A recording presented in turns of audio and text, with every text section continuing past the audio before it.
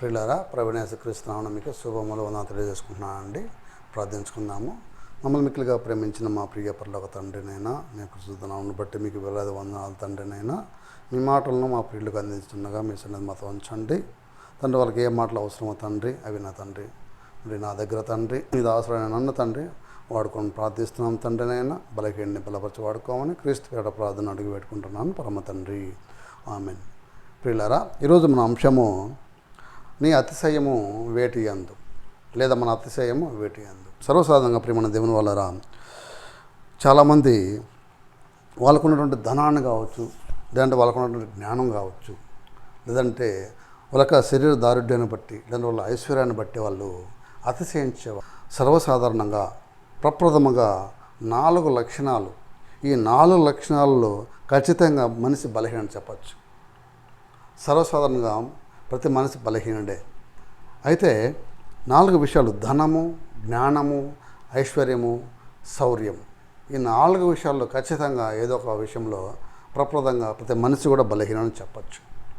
ఇవి కాకుండా చాలా ఉన్నాయి. అయితే ప్రథమంగా ఇవి మాటలు చెప్పచ్చు. వీటికంటికి మనం మాట్లాడుకున్న 4 విషయాల్లో ధనము కావచ్చు, జ్ఞానము కావచ్చు, లేదంటే ఐశ్వర్యం కావచ్చు, శౌర్యం లేదా శూరత్వం కావచ్చు. ప్రియులారా, వీటికంటే ప్రధానమైనది ధనము. ధనమును నమ్ముకున్నవాడు పాడైపోయిన మాట ఉంటుంది సామెతల గ్రంథంలో. అంటే వీటిని వెంటనే కూడా ఓవర్టేక్ చేస్తుంది ధనం అనే మాట. జ్ఞానం నుంచి ఐశ్వర్యం కావచ్చు, సూర్యుడు కావచ్చు, ఈ 4 కూడా ప్రియులరా మనిషిని ప్రభావితం చేసేట్టుగా ఉన్నాయి. అయితే మొట్టమొదటిగా జ్ఞానం గురించి మనం మాట్లాడుకుంటే, మరి చాలామంది ఆలోచించండి ప్రియమైన దేవుని వాళ్ళారా. మన స్కూల్లో చూసుకుంటే కొంచెం తెలివితేటలు బాగున్నవాడు ఏం చేస్తాడంటే కొంచెము బిర్రుగా ఉంటాడు. అంటే ఎలా ఉంటాడంటే ఎవరి మాట వినకుండా ఉంటాడు అతను. అంటే చాలామంది అంటూ ఉంటారు, వీటికి బలుపు ఎక్కువ, చదువు బాగొచ్చదు అనేసి అనుకుంటూ ఉంటాం. అదేవిధంగా మనం వర్క్ చేసేటువంటి ఆర్గనైజేషన్ కావచ్చు, సంస్థలో కూడా చూడండి, బాగా పనిచేసే వాళ్ళు కొంచెము కోపంగాను, కొంచెము ఏమంటారు, వాళ్ళు ఏది చేస్తే కరెక్ట్ అన్నట్టుగా వాళ్ళ బిహేవియర్ అనేది ఉంటుందన్నమాట. వాళ్ళకుండే జ్ఞానానికి వాళ్ళ ప్రవర్తించే తీరుకు భిన్నంగా ఉంటుంది. దానికి కారణం వాళ్ళ జ్ఞానమే. అంటే జ్ఞానాన్ని బట్టి వాళ్ళు అతిశయించే వరకు ఉన్నారు. పరిశుద్ధ గ్రంథపు వెలుగులో జ్ఞానం ఎవరంటే సొలొమోను అని చెప్తారు మీరు. అదే సొలొమోను కూడా పడిపోయారు, బలహీనైనాడు. దానికి కారణము తన జ్ఞానం కాదు ప్రియమైన దేవుని వాళ్ళరా. తన భార్యలు తన హృదయాన్ని వాళ్ళు మార్చేశారు. ఏ చేతులతో స్వర్ణ దేవాలయాన్ని కట్టాడో అదే చేతులతో ఉన్నత స్థలం మీద బలిపీఠాలు కట్టాడు. అంటే యెహోవా దేవుని కాకుండా వాడి ఈ లోకపు దేవతలను ఆరాధించే స్థితికి వచ్చాడు. దానికి కారణం తన భార్యలు. కాబట్టి ప్రియమైన దేవుని వల్ల ప్రతి ఒక్క మనిషికి ఒక వీక్నెస్ ఉంటుంది. అందులో భాగంగా మనం తీసుకున్నటువంటి 4 అంశాలు ఏ విధంగా ప్రభావితం చేస్తున్నాయి. పరిశుద్ధ గ్రంథపు వెలుగులో బైబిల్లో వాడి చాలామంది భక్తులు ఉన్నారు.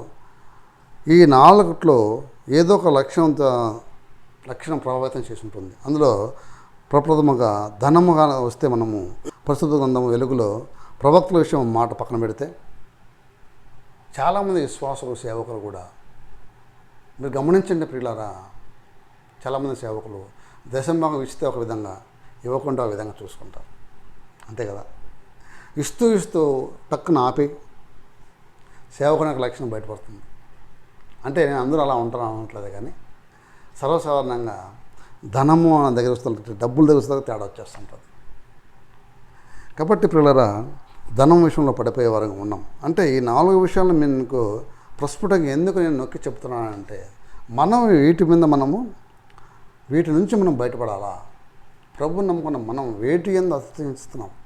అసలు ఈరోజు మనం మాట్లాడిన అంశానికి ఆధారమైనటువంటి ఆధార వాక్యం ఎక్కడ ఉందంటే ప్రియమైన దేవుని వర్లరా, అపోస్తలుడైన పౌలు కొరింథీయులకు రాసిన 2వ పత్రిక 10వ అధ్యాయము 17వ వచనం, అతిశయించువాడు ప్రభువునందే అతిశయింపవలను. అతిశయించేవాడు ఎవరిని అతిశయించాలంటే ప్రభువునందే అతిశయింపవలను. ప్రభువు మెచ్చుకున్నవాడే యోగ్యుడు, కానీ తను మెచ్చుకున్నవాడు యోగ్యుడు కాదు. చాలామంది ఒకరినొకరిని కంపేర్ చేసుకుంటూ, ఒకరినొకరిని పోల్చుకుంటూ నేనే గొప్ప భావంతో ఉంటామట. అలాంటి వారిని బట్టి దేవుడు ఏమన్నా అంటే, ప్రభువు మెచ్చుకున్నవాడు యోగ్యుడు.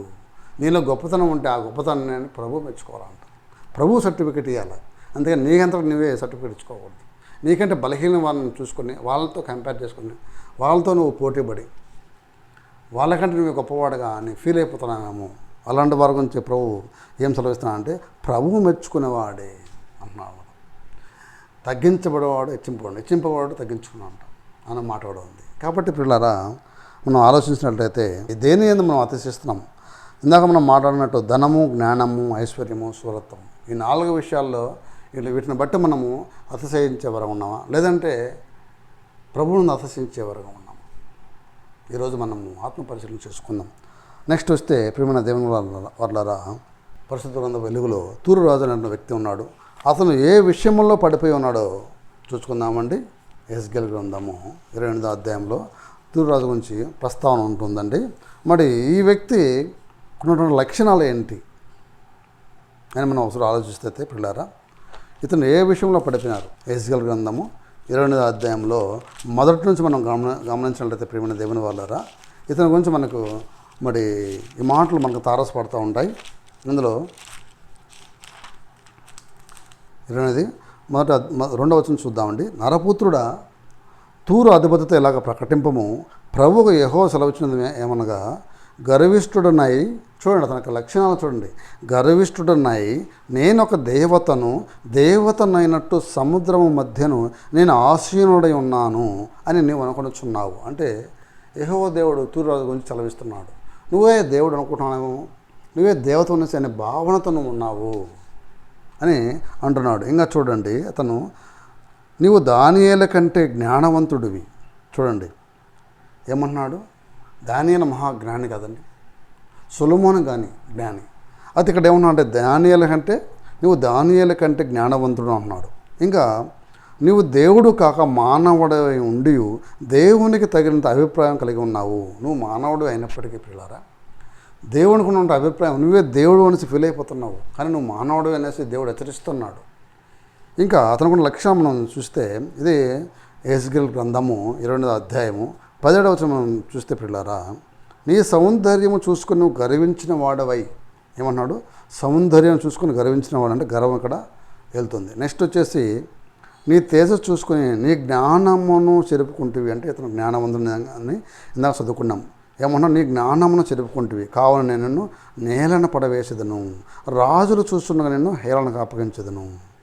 ఇంకా 18వ వచనం చూస్తే పిల్లారా, నీవు అన్యాయంగా వర్తకము జరిగించి కలక చేసుకున్న విస్తార దోషముల చేత నీవు నీ పరిశుద్ధ స్థలమును చెరుపుకుంటువి, అంటే వ్యాపారం చేసి బాగా సంపాదించుకున్నాడు. వర్తకము అంటే వ్యాపారం చేసుకుని డబ్బులు సంపాదించుకున్నాడు. అంటే ఇతను ఐశ్వర్యవంతుడు, జ్ఞాని, సౌందర్యవంతుడు.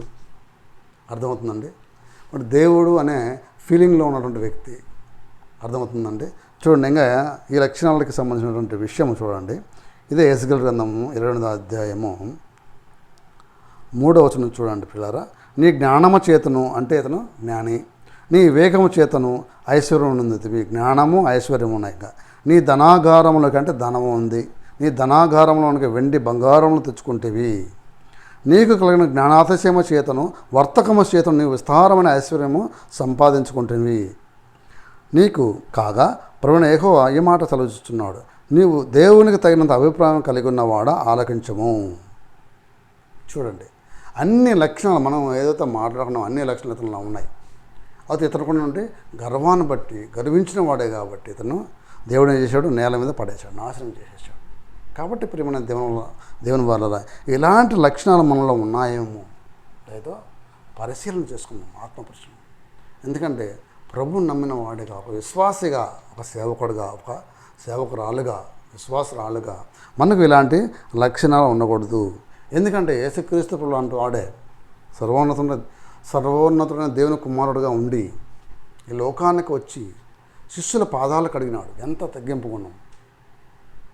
నువ్వు ఒక మనుషుడు మాత్రమే.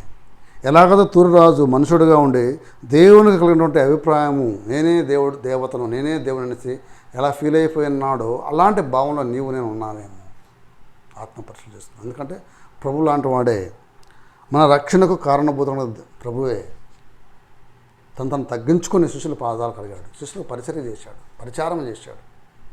కాబట్టి ప్రియులారా, మనం కూడా మనం తగ్గించుకుందాం. అతిశయించేది మనకున్నటువంటి ఉద్యోగాన్ని బట్టి, లేదంటే మనకున్న అందసందాలను బట్టి, సౌందర్యాన్ని బట్టి మనం అతిశయించే వారికి ఉన్నామేమో ప్రియమైన దేవుని వల్ల.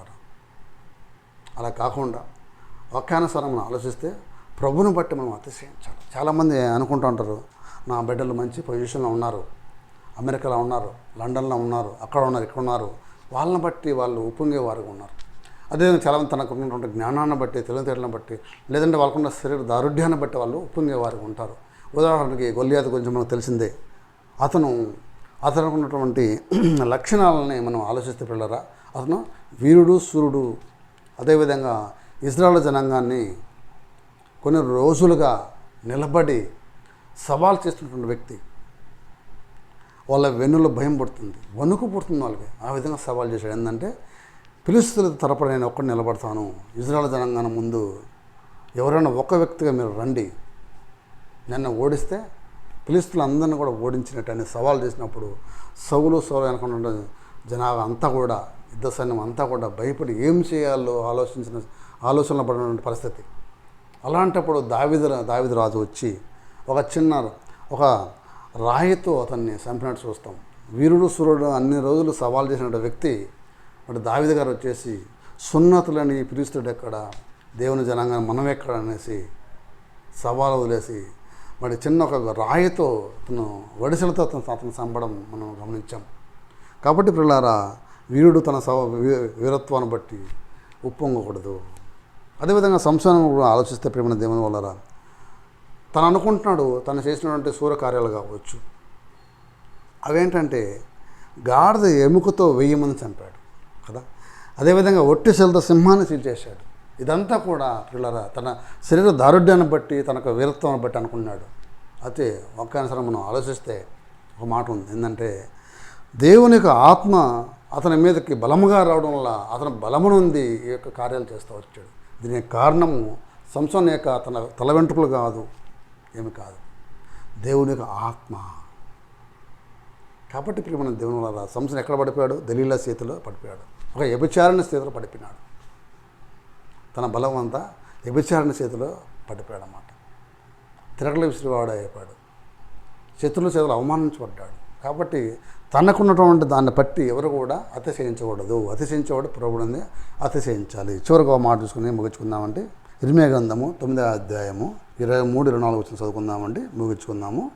యెహోవా ఎలాగ సెలవిచ్చుచున్నాడు, జ్ఞాని తన జ్ఞానమును బట్టి, సూర్యుడు తన సౌర్యమును బట్టి అతిశయించకూడదు, ఐశ్వర్యవంతుడు తన ఐశ్వర్యుని బట్టి అతిశయింపకూడదు.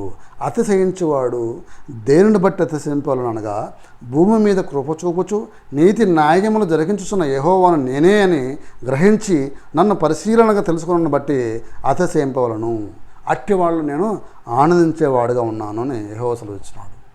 కాబట్టి ప్రేమ దేవుని వల్ల అతిశయించేవాడు ప్రభువునందు అతిశయించవలను. ఈ మాటలు 1 కొరింథీ 1వ అధ్యాయం 31 వచనంలో ఉంటుంది, 3వ అధ్యాయం 21వ వచనంలో కూడా ఉంటుందండి. కాబట్టి పిల్లరా, అలాంటి మనస్సు, అలాంటి మంచి మనసు మనం కలిగి ఉండి ప్రభువును అతిశయించే వారికి ఉండాలనేసి, అలాంటి కృపగల జీవితాన్ని ప్రభు మనకు దయచేయను గాక. ఆమేన్. ప్రార్థించుకున్నామండి. మహానంతుడా, మన పరిశుద్ధుడా, నిత్య నివాసం మా దేవ, మీ పరిశుద్ధ నామను బట్టి వందనాలు తండ్రి. అయినా ఇంతవరకు మీ మాటలను తండ్రి మీ బిడ్డలకు అందించుతూ వచ్చాను తండ్రి. ఇన్న వాక్యం తండ్రి మా హృదయంలో పనిచేసి తండ్రి నైనా సాతాను ఎత్తుకొని పోకుండా తండ్రి ఆ ప్రకారంగా నడుచుకుని గొప్ప భాగ్యత మాకు దయచేయండి. వింటున్న ప్రతి బిడ్డను తండ్రి ఆశీర్వదించండి. వాళ్ళ ఇరుకుల్లోనూ ఇబ్బందుల్లోనూ మీరు తోడు నడిపించండి తండ్రి. పరిశుద్ధాంత నడిపింపును మాకు దయచేయని ప్రార్థిస్తున్నాం. అవును తండ్రి, ఈరోజు తండ్రి మేము కూడా తండ్రి ధనము, జ్ఞానము, ఐశ్వర్యము, శౌర్యము ఇలాంటి విషయాల్లో బలహీనలుగా ఉన్నామేమో దయతో క్షమించి, అలాంటి ఆయాసకరమైనటువంటి ఏదైనా ఉంటే తండ్రి మా హృదయంలోంచి తీసేయని ప్రార్థిస్తున్నాం. అదేవిధంగా తండ్రి విన్న వాక్యం తండ్రి మా హృదయంలో ఫలించి 30 అంతలుగాను 100 అంతలుగా ఫలించే విధంగా సహాయం చేయండి, కృప చూపించమని సమస్తమైన మహిమ ఘనత ప్రభావం తండ్రి మీకే ఆరోపించుకుంటూ ఈ ప్రార్థనను తిరిగి రానైన యేసుక్రీస్తు పరిశుద్ధ నామములో అడిగి వేడుకుంటున్నాను పరమ తండ్రి. ఆమేన్.